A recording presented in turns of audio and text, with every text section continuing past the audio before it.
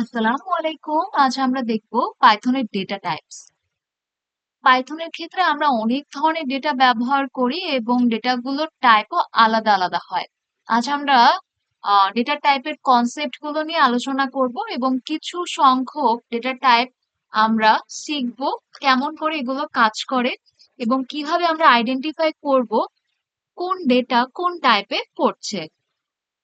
আপনাদের সবাইকে welcome inspiring পৃথিবীতে এবং আমাদের থার্ড ক্লাসে। আচ্ছা, দেখেন পাইথনের ডেটা টাইপস নিয়ে এখানে একটা গ্রাফ আছে। সাধারণত পাইথনে ডেটা টাইপ গুলো ব্যবহার হয় নাম্বারস, বুলিয়ান, সেট, ডিকশনারি এবং সিকোয়েন্স। এখন নাম্বারের মধ্যে আমরা পাই ইন্টিজার, ফ্লোট এবং কমপ্লেক্স ভ্যালু গুলো। আর সিকোয়েন্স মানে একই ক্রমধারা অনুসরণ করা। সিকোয়েন্সের মধ্যে আমরা পাবো স্ট্রিং, লিস্ট এবং টাপল। আজকের ক্লাসে আমরা কিছু সংখ্যক ডেটা টাইপ নিয়ে আলোচনা করব, যাতে আমাদের জন্য ডেটা টাইপ গুলো বোঝা সহজ হয় এবং প্র্যাকটিক্যালি করে দেখার চেষ্টা করব কি করে ডেটা টাইপ গুলো কাজ করে এবং আমাদের প্রোগ্রামিং ল্যাঙ্গুয়েজকে ইজি করে দেয়।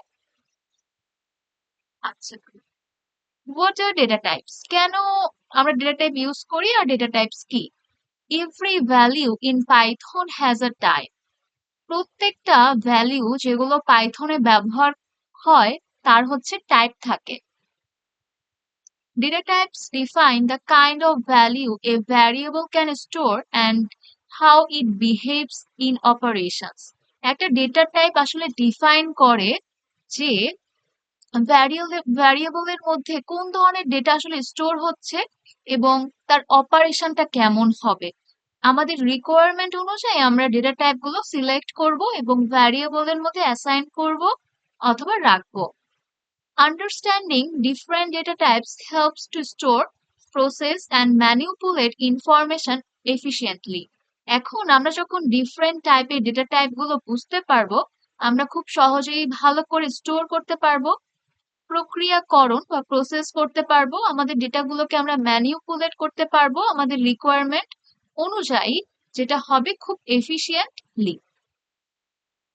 আচ্ছা, আমরা প্রথমেই কথা বলবো ইন্টিজার নিয়ে। ইন্টিজার কি? Integer is a whole number, positive or negative, without decimals.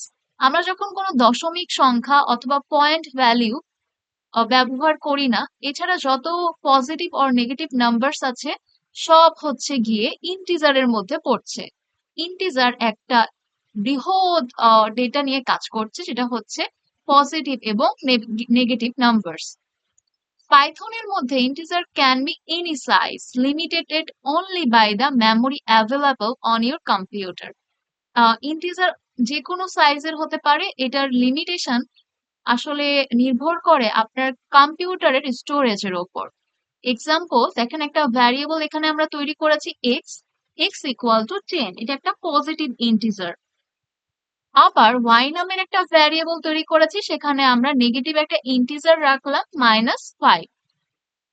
আমরা জানি ভ্যারিয়েবলের মধ্যে আমরা কোনো ডেটা অ্যাসাইন করি বা স্টোর করি, সুতরাং যে কোনো পজিটিভ নাম্বার অথবা নেগেটিভ নাম্বারই ইন্টিজার ডেটা টাইপের মধ্যে পড়ছে।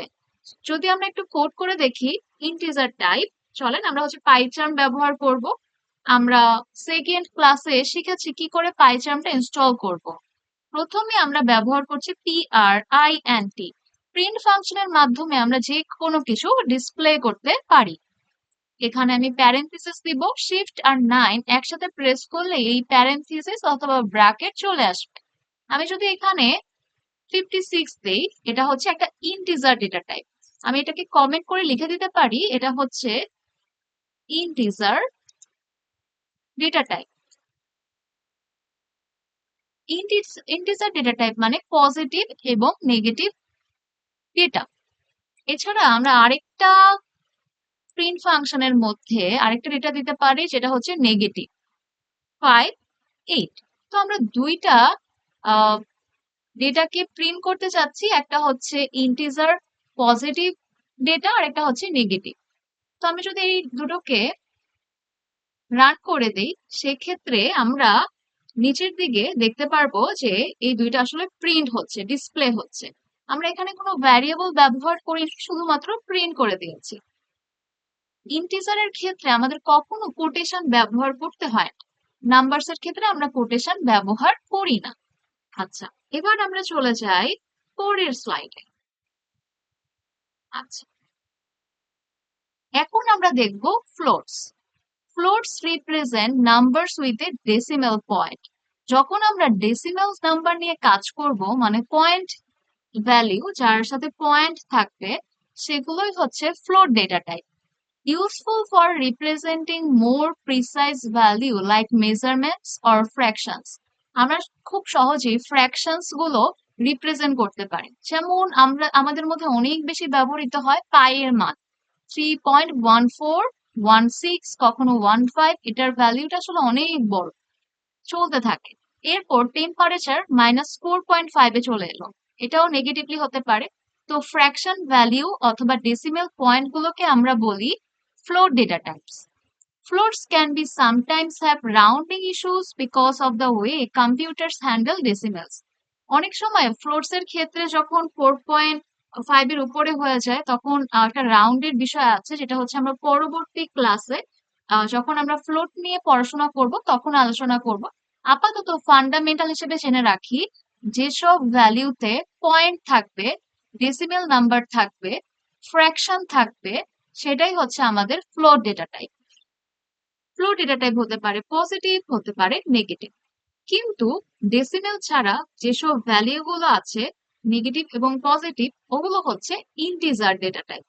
আমি যদি আমার পাইচার্মে চলে যাই, এবং আমি হচ্ছে, এটাও হচ্ছে একটা ইন্টিজার ডেটা টাইপ। এবার আমি প্রিন্ট করতে চাই হচ্ছে, আমি একটা ভ্যারিয়েবল তৈরি করি বক্স নামে, সেখানে আমি পায়ের ভ্যালুটা রাখি 3.1416। এরপর আমি কাকে প্রিন্ট করতে হলে প্রিন্ট ফাংশনটা ব্যবহার করব, এবং ওইখানে আমি হচ্ছে ভ্যারিয়েবলটা পাস করে দিব বক্স, কারণ বক্সের মধ্যে আমাদের এই ফ্লোট ডেটা টাইপটা স্টোর হয়ে আছে। এটা হচ্ছে ফ্লোট ডেটা টাইপ। আমি এখন যদি রান করি ট্রায়াঙ্গেল শেপে, আমরা আসলে দেখতে পারবো। আমি একটু স্ক্রল করে আপনাদের দেখাই। এই দেখেন 3.1416 এটা প্রিন্ট হয়ে গেছে, ডিসপ্লে হচ্ছে আমাদের টার্মিনালে। এইভাবে ফ্লোট নিয়ে আমরা কাজ করতে পারি, আবার ফ্লোট নেগেটিভ নাম্বারসও হতে পারে, কিন্তু অবশ্যই পয়েন্ট ভ্যালু হতে হবে, সেই ক্ষেত্রে সেটা হয় ফ্লোট ডেটা টাইপ। আচ্ছা, এবার আমরা পরবর্তী পোর্শনে চলে যাচ্ছি। এবার আমরা শিখব স্ট্রিং কি। String is a sequence of characters enclosed in either single or double quotes. আচ্ছা, আমরা যখন টেক্সট নিয়ে কাজ করব পাইথনের মধ্যে, সেটাই হচ্ছে সহজ কথা স্ট্রিং। যখন আমরা স্ট্রিং লিখব, টেক্সট নিয়ে কাজ করব, অবশ্যই সিঙ্গেল কোটেশন ব্যবহার করব অথবা ডাবল কোটেশন ব্যবহার করব, নইলে মেশিন ডিটেক্ট করতে পারবে না, এরপর এরর শো করবে। String can include letters, numbers, symbols and spaces.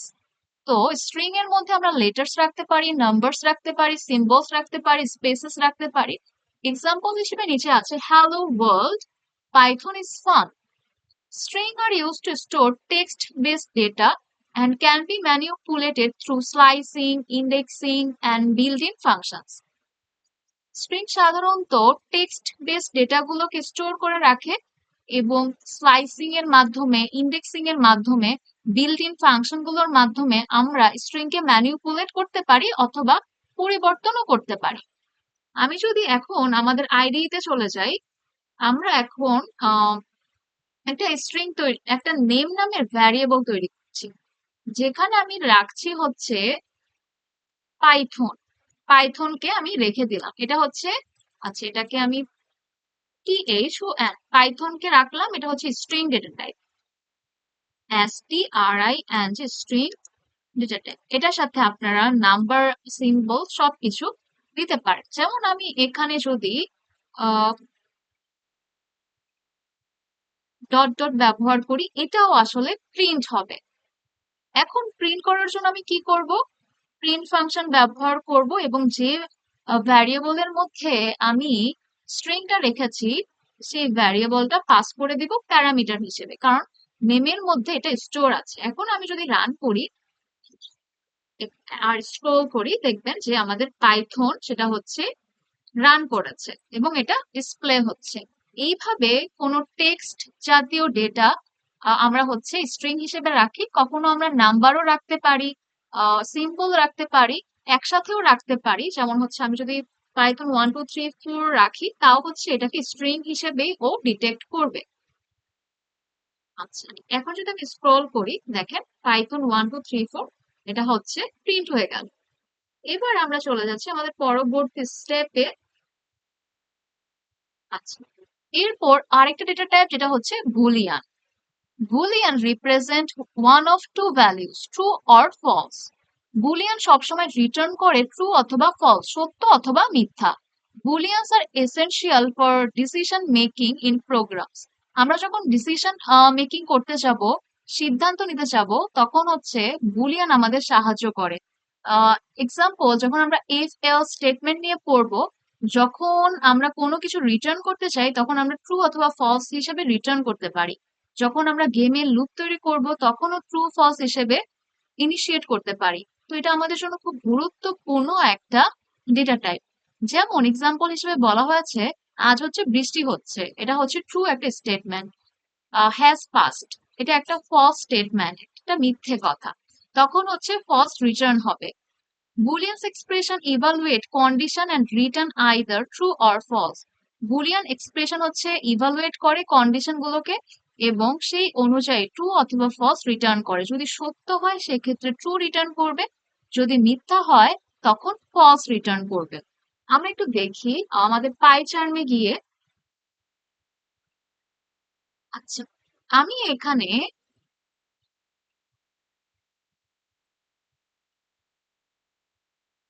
Enter দিচ্ছি। এখন আমি এখানে প্রিন্টে বলছি 3, এটা একটা অ্যাসাইন কম্পারিজন অপারেটর যেটার মাধ্যমে আমরা কম্পেয়ার করছি। আমি বলছি 3 আর 4 হচ্ছে ইকুয়াল।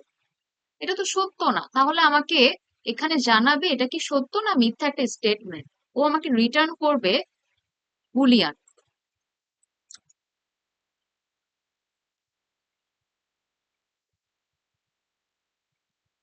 কন্ডিশনটা চেক করে আমাকে রিটার্ন করবে ট্রু অথবা ফলস। আমি যদি এখন রান করি, যেহেতু এটা হচ্ছে একটা মিথ্যে স্টেটমেন্ট, সেক্ষেত্রে ও আমাকে ফলস রিটার্ন করেছে।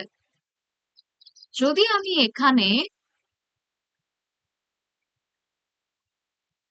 3 আর 3 দেই, 3 = 3, যখন আমরা কম্পেয়ার করব তখন আমরা দুইটা ইকুয়াল সাইন ব্যবহার করব, এগুলো হচ্ছে অপারেটর। অপারেটর নিয়েও আমরা একটা ক্লাস করব। আমি যদি রান করি, এখন আমি যদি স্ক্রল করি, দেখবো এখানে ট্রু এসছে, ট্রু প্রিন্ট হচ্ছে, মানে আমাদের এই স্টেটমেন্টটা ট্রু। এইভাবেই আমরা কম্পেয়ারের ক্ষেত্রে ট্রু ফলস রিটার্ন করি, যেটা হচ্ছে বুলিয়ান ডেটা টাইপ। এটাকে আমরা বলি বুলিয়ান ডেটা টাইপ। আচ্ছা, এবার যদি আমরা আমার স্লাইডে চলে যাই। আচ্ছা, আজ হচ্ছে আমরা এই পর্যন্তই পড়লাম। এরপর আমরা প্রত্যেকটি ডেটা টাইপ নিয়ে বিস্তারিত আলোচনা করব। আজকের ক্লাস এই পর্যন্তই। আপনাদের কোনো কনফিউশন থাকলে আমাদের কমেন্ট বক্সে জানাতে পারে। আল্লাহ হাফেজ।